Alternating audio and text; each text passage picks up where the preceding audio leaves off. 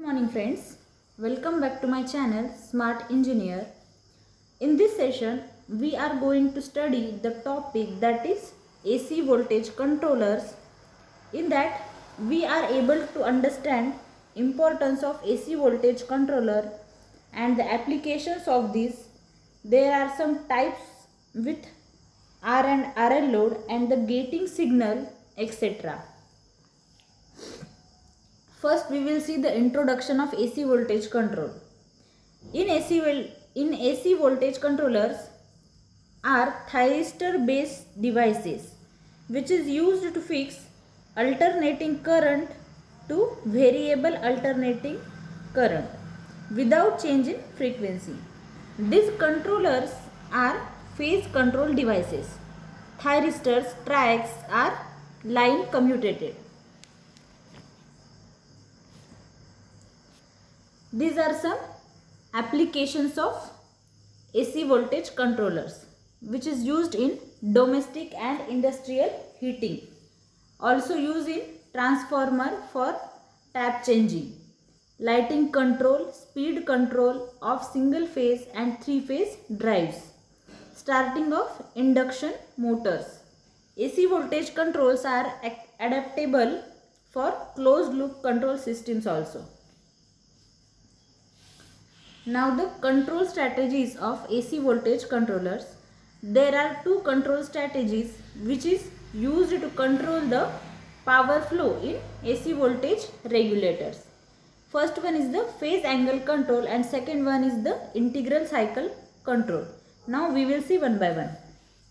First one is the phase angle control. In phase angle control, thyristors are used to halve the voltage cycle during input. By controlling the phase angle or trigger angle, the output RMS voltage of the load can be varied. The thyristor is turned on for every half cycle and switched off for each remaining half cycle. Also, the phase angle is the position at which the thyristor is switched on. If the load is a combination of resistance and inductance, the current cycle lags the output voltage cycle, decreasing overall output power. Now next one is the integral cycle control. The basic integral control cycle is a sinusoidal in nature which is operates by combining and eliminating higher frequency half cycles from AC input. The controllers are normally turned on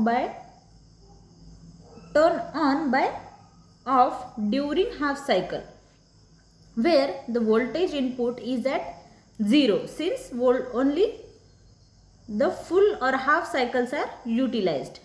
Therefore, integral cycle circuits achieve switching at 0 voltage without requiring a resonance circuit.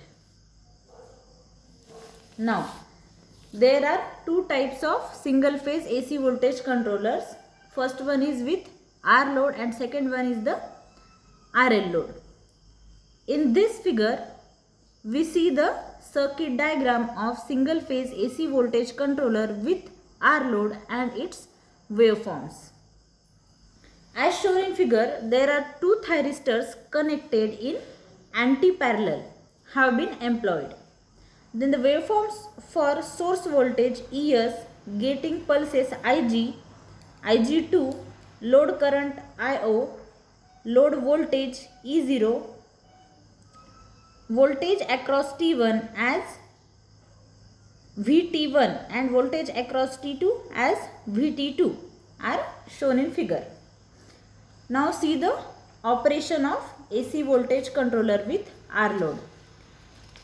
Now the thyristors T1 and T2 are forward biased during positive and negative half cycle respectively. During positive half cycle, T1 is triggered at a firing angle alpha.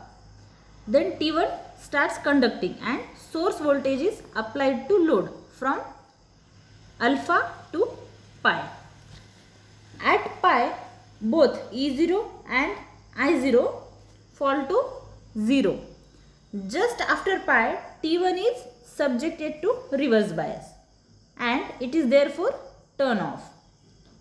Now during negative half cycle, T2 is triggered at pi plus alpha. So the T2 conducts from pi plus alpha to 2 pi. Soon after, 2 pi T2 is subjected to a reverse bias and it's therefore commutated.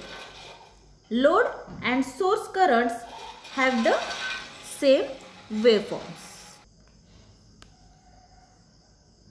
Now the second type is the single phase AC voltage control using RL load. Figure shows the diagram of circuit diagram of single phase AC voltage control using RL load and its waveforms. Waveforms for source voltage Vs, gate current Ig1 and Ig2, load and source currents IO and Is, load voltage Vs, voltage for Vt1 across SCR T1 and voltage Vt2 across thyristor T2 are shown in the figure. During 0 to pi, T1 is forward bias at omega t is equals to alpha. T1 is triggered and I0 is equals to IT1 starts building up through the load. At pi, load and source voltages are 0 but the current is not 0 because of the presence of inductance in the load circuit. At beta is greater than pi, load current reduces to 0 and the angle beta is also called as the extinction angle. When T1 conducts, voltage drop across it appears as a reverse bias across T2. Similarly, when T2 conducts, Vt2 appears as a reverse bias across T1. It is seen that waveform Vt2 is obtained after inverting waveforms Vt1.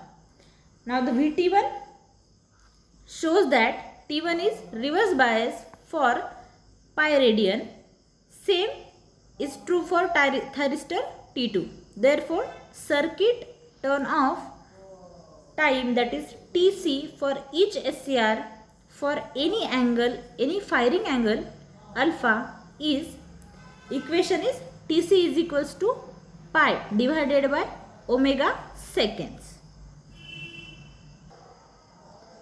Now the gating signal requirements. For R load, thyristor T1 stops conducting at pi.